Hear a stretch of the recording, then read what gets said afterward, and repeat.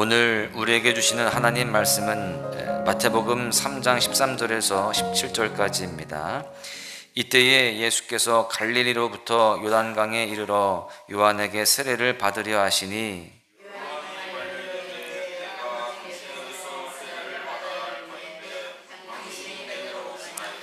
예수께서 대답하여 이르시되 이제 허락하라. 우리가 이와 같이 하여 모든 의를 이루는 것이 합당하니라 하시니 이에 요한이 허락하는지라.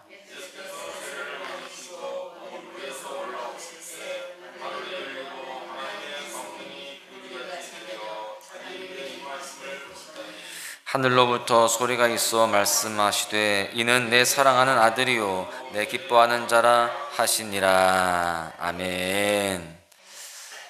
대부분 릴레이 달리기를 해보셨을 것입니다. 릴레이 달리기를 할 때 잘 아시겠지만 달리는 것도 중요하지만 이게 바통을 터치하는 것도 너무나 중요합니다. 아무리 1등으로 가다가도요, 바통을 잘 건네주지 못해서 떨어뜨리거나 또 그 과정 속에서 시간을 지체하게 되면 그 경기에서 질 수 있기 때문에 그렇습니다. 이처럼 이 바통 터치의 중요함은요, 단순히 달리기 경기에서만 적용되는 것이 아닙니다. 리더십에 있어서도 건강한 바통 터치가 매우 중요하다라는 것이죠. 리더십 바톤 터치라고 하는 책에 보면 조직을 잘 이끌어갈 수 있는 탁월한 리더십이 있는 것이 매우 중요하지만 리더십이 더욱 발전되어서 계승되는 건 역시 너무나 중요하다, 이렇게 이야기를 합니다. 오늘 본문 말씀해 보시면 아름다운 사역의 바통 터치가 일어나고 있습니다. 세례 요한은 메시아가 오시는 길을 준비하고 예비하는 사역을 잘 감당했습니다. 그런데 이제 세례 요한의 때는 다 지나가고요, 진정한 메시아이신 예수님께서 전면에 등장하시는 그 바통 터치가 지금 일어나고 있는 거예요. 세례 요한의 그 사역의 핵심이 무엇이었습니까? 회개하라라는 것이었습니다. 그렇게 회개를 선포하고 또 세례를 주는 것이 이 세례 요한의 주 사역이었다라는 것이죠. 여러분, 그렇다면 이 세례 요한의 특징이 무엇입니까? 물로 세례를 주었습니다. 즉 자신의 죄악을 깨닫고 세례를 통해서 죄 용서를 받게 하는 것입니다. 이러한 요한의 메시지는 그 당시 사람들에게 많은 도전을 주었습니다. 그리고 사람들로 하여금 자신의 죄를 자복하게 했고요, 또 세례를 받으면서 그렇게 새로운 삶으로 이끌었습니다. 그런데 그러한 세례 요한의 사역의 현장에서 예수님이 나타나시게 되었어요. 13절에 보시면 이때에 예수께서 갈릴리로부터 요단강에 이르러 요한에게 세례를 받으려 하시니, 지금 예수님께서 그 세례 요한의 사역의 현장에 나타나셨습니다. 그리고 세례를 받으시려고 하시는 것입니다. 예수님은 공생애를 시작하기 전에 그 사생의 그 기간 동안에는요, 갈릴리에 사셨습니다. 마리아의 아들로서 또 이 목수로서 그 역할들을 잘 감당하면서 그 시간들, 이 30년의 시간들을 보내신 것이죠. 예수님께서는요, 그 공생애 이전에 이 사생의 기간 동안에는요, 그렇게 갈릴리에 머물면서 그렇게 일상 또 평범한 삶을 사셨습니다. 그런데 예수님께서 이제 유대 지역에 있는 요단강 쪽으로 오시게 된 겁니다. 갈릴리를 떠나서 그 아랫지역으로 내려온 겁니다. 특별히 보니까요, 이 요한에게 라는 단어가 있죠. 의도적으로 요한을 만나기 위해서 그 요단강에 오신 것으로 우리가 볼 수 있습니다. 예수님께서는 이제 공생의 사역의 시작을 세례 요한을 만남으로써 또 그렇게 세례를 받음으로써 시작하시고 있는 것입니다. 오늘 본문 말씀에 이 세례 요한에게 세례를 받으시는 장면은 예수님의 공생의 사역이 어떤 목적으로 이루어질 것인지를 너무나 분명하게 보여주는 그런 사건이 됩니다. 본문 14절을 보십시오. 요한이 말려 이르되 내가 당신에게서 세례를 받아야 할 터인데 당신이 내게로 오시나이까. 예수님께서 세례 요한에게 세례를 이제 받으려고 하시니까 이 세례 요한이 어떻게 반응합니까? 요한이 말립니다. 여기에서 이 단어는요, 방해하다, 가로막다 라고 하는 의미를 가지고 있거든요. 지금 세례를 받으시려는 예수님과 또 줄 수 없다라고 거부하는 세례 요한의 이 옥신각신, 이 모습이 그려지게 됐죠. 여러분, 세례 요한이 왜 이 세례를 주는 것에 대해서 거부했을까요? 지금까지 오는 사람들마다 거부하지 않고 다 세례를 베풀었거든요. 그런데 예수님에게는 그 세례를 베풀지 못하고 있습니다. 스스로가 지금 거부하고 있어요. 그 이유는 여러분, 이 세례의 목적과 관련이 있습니다. 요한의 세례는, 이 물로 베푸는 세례는요, 자신의 죄를 자복하고 세례를 받음으로써 죄를 씻었다라는 의미를 내포하고 있습니다. 쉽게 말해서 세례는 죄인에게 필요한 것이었어요. 마치 더러운 사람이 샤워를 통해서 깨끗하게 몸을 씻듯이 세례를 통해서 영혼의 더러운 것을 깨끗하게 씻어내는 것을, 그런 의미가 있었던 것입니다. 여러분, 세례 요한은 예수님이 어떤 분인지를 분명히 알았어요. 예수님은 죄가 없으신 분입니다. 예수님은 그래서 세례를 받으실 필요가 없는 분이었다라는 것이죠. 그래서 이 세례 요한은 그 세례 주는 것에 대해서 거부하고 있습니다. 그런데 왜 예수님은 세례를 받으시려고 하셨을까요? 그것은 예수님께서 이 땅에 오신 이유가 무엇인지를 보여주고 있다는 것입니다. 오늘 그래서 우리는 말씀을 통해서 깨달을 수 있는 첫 번째 교훈이 이것입니다. 예수님은 죄인의 대표로 오셨다라고 하는 교훈입니다. 요한복음에 보면 세례 요한이 예수님을 소개하는 장면이 나옵니다. 요한복음 1장 29절에 보시면, 이튿날 요한이 예수께서 자기에게 나아오심을 보고 이르되, 보라, 세상 죄를 지고 가는 하나님의 어린 양이로다. 세상 죄를 지고 가는 하나님의 어린 양이로다. 여러분, 예수님께서 인간의 그 모든 죄를 짊어지시고 하나님의 심판과 저주의 상징인 십자가를 지고 가심에 대해서 말씀하고 있는 것입니다. 여러분, 예수님이 십자가를 지셔야 하는 이유가 무엇이냐? 예수님께서 세상의 모든 죄를 지고 죄인의 신분으로 죽으셔야 했기 때문이다라는 겁니다. 죄가 없으신 분이지만 이 세상의 모든 사람들의 죄를 다 짊어지고 대신 죽어지시기 위해서 그렇게 이 세례를 통해서 그 공생의 사역을 시작하시고 십자가로 또 부활로 마무리를 지시는 것입니다. 예수님께서 공생의 시작과 함께 요한에게 세례를 받으시는 이유는 어떤 능력을 받기 위함도 아니고요, 또 성령의 권능을 덧입기도 아니었어요. 예수님의 사역이 바로 우리의 죄의 문제를 해결하기 위해서 오신 사건이라는 사실을 분명하게 보여주고 있다는 것입니다. 여러분, 그런가 하면 두 번째로는요, 예수님의 죽음은 하나님의 의를 만족시키기 위함이다라는 것입니다. 세례를 거부하는 요한을 향해서 예수님은 어떻게 말씀하십니까? 15절을 보십시오. 예수께서 대답하여 이르시되, 이제 허락하라. 우리가 이와 같이 하여 모든 의를 이루는 것이 합당하니라 하시니, 이에 요한이 허락하는지라. 여기 보니까요, 우리가 이와 같이 하여 모든 의를 이루는 것이 합당하니라 라고 그렇게 말씀합니다. 여러분, 여기에서 의라는 것은 무엇을 말할까요? 헬라어로 이 의를 디카이 오시네 라는 단어로 쓰는데, 하나님께 받아들여질 수 있는 조건이나 상태를 의미합니다.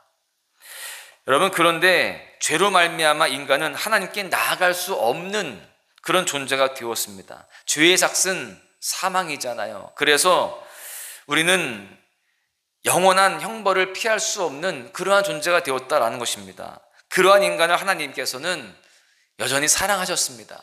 포기하지 않으시는 거예요. 그래서 죄인된 인간의 상태를 역전시키기를 원하셨습니다. 그런데 그게 그냥 되는 게 아니죠. 하나님께 받아들여지는 그런 상태가 되어야 되는데 그럴 수 없는 상태가 되었습니다. 여러분, 예수님의 이 공생의 사건은 우리의 대표가 되셔서 하나님께 죽기까지 순종함으로 하나님의 그 의를 만족시키는 것이었습니다. 하나님의 뜻을 이루는 사건이 되었습니다. 우리를 하나님께서 보실 때에 저주받을 인생이 아니라 하나님의 기쁨이 되는 인생으로 바꾸셨다라는 것입니다. 여러분, 우리는 하나님께 나아갈 수 없는 존재였습니다. 영원히 죽을 수밖에 없었습니다. 그런데 그 예수님의 죽음을 통해서, 십자가의 그 사건을 통하여서 우리는 하나님의 그 뜻 가운데 머무를 수 있는 영원한 생명, 또 소망 가운데 나아갈 수 있는 그런 존재가 되었다라는 것입니다. 여러분, 그렇습니다. 예수님께서 십자가에서 이루실 그 속죄의 사역을 통해서 이제 우리는 하나님의 자녀요, 또 기뻐하시는 자가 된 줄로 믿습니다. 17절에 보시면 예수님께 이렇게 소리가 들립니다. 하늘로부터 소리가 있어 말씀하시되 이는 내 사랑하는 아들이요 내 기뻐하는 자라 하시니라. 여러분, 주님을 향한 이 음성이 우리에게도 들려지는 줄로 믿습니다. 예수 그리스도를 믿고 그 예수 그리스도의 십자가를 붙들고 살아가는 우리에게도요, 주님은 우리를 내 사랑하는 아들이다, 내 기뻐하는 자다라고 그렇게 말씀하시고 하나님의 뜻 가운데 우리를 그렇게 이끌어 주시고 또 그 가운데에 우리 삶의 은혜를 더하여 주시는 줄로 믿습니다. 세 번째는요, 죄사함 받은 자에게 성령이 임하게 된다라는 것입니다. 예수님께서 세례를 받으신 후에 성령이 비둘기같이 임하게 되었어요. 16절에 보십시오. 예수께서 세례를 받으시고 곧 물에서 올라오실새 하늘이 열리고 하나님의 성령이 비둘기같이 내려 자기 위에 임하심을 보시더니, 예수님께서 세례를 받으실 때에 하늘이 열리고요, 하나님의 성령이 비둘기같이 임하셨다라고 말씀하고 있습니다. 이것은 예수님의 이 공생의 사역이 혼자가 아니라 삼위일체 하나님의 연합된 사역임을 보여주는 것입니다. 성령께서 함께 하시는 사역이라는 거예요.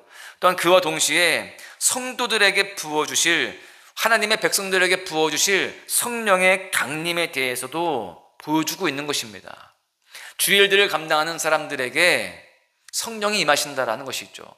주의 일들을 이제 감당하려고 하는 그 주님에게 성령이 임하신 것처럼, 그렇게 주님을 이제 내 삶의 주인으로 모시고 그 주님께서 원하시는 삶을 살아가고자 힘쓰는, 또 순종하고자 하는 사람들에게도 이 성령의 강림이 임한다라는 것입니다. 여러분, 고린도후서 1장 22절에 보시면 그 성령을 부어주시겠다라는 약속을 하십니다. 그가 또한 우리에게 인치시고 보증으로 우리 마음에 성령을 주셨느니라. 예수님으로 말미암아 하나님의 자녀가 된 우리에게 성령을 주신다라는 것입니다.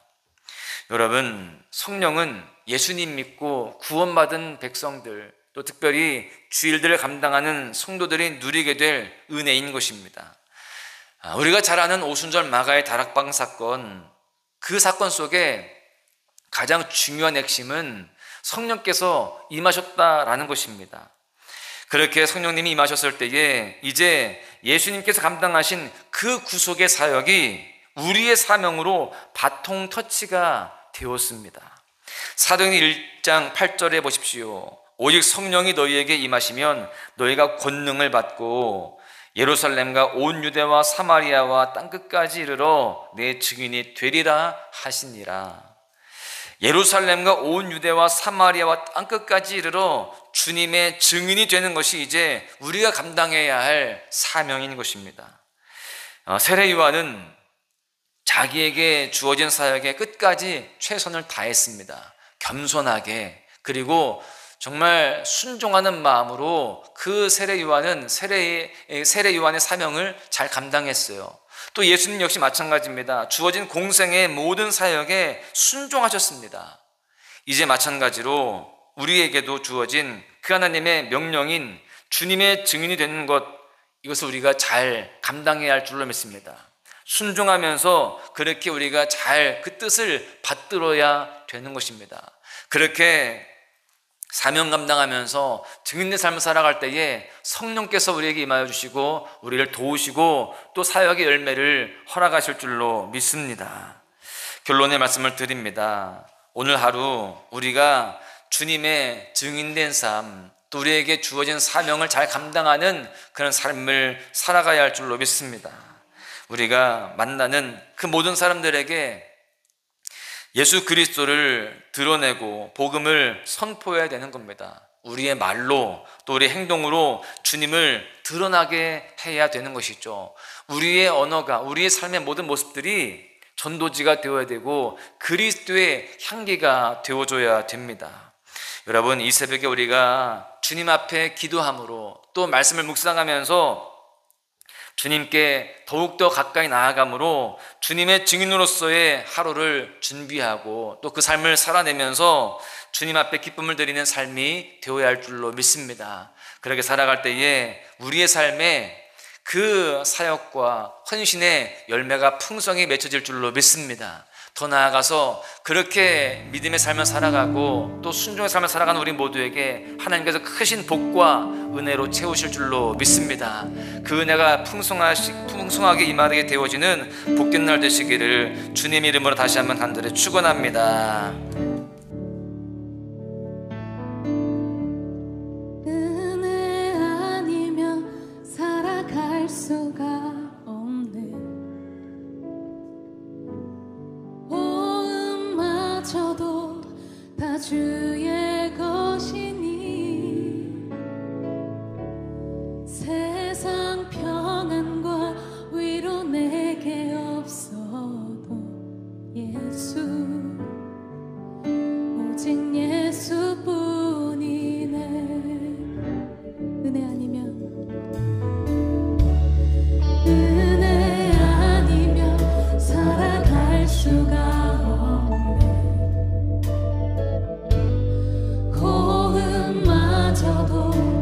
다 주의 것이니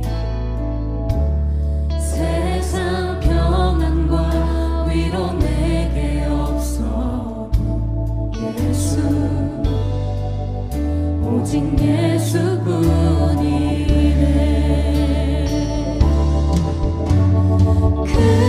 크신 계획 다 볼 수도 없고 작은 고난에 지쳐도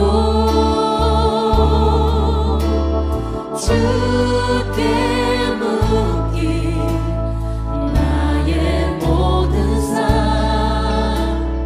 버티고 견디게 하시네.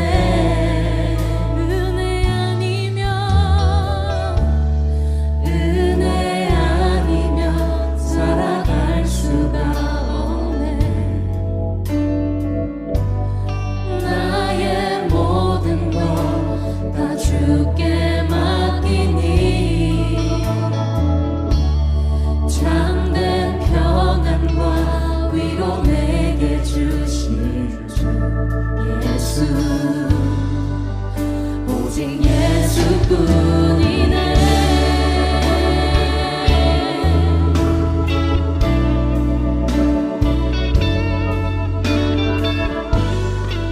우리가 고백한 대로 살아내려면 주님의 은혜가 필요합니다.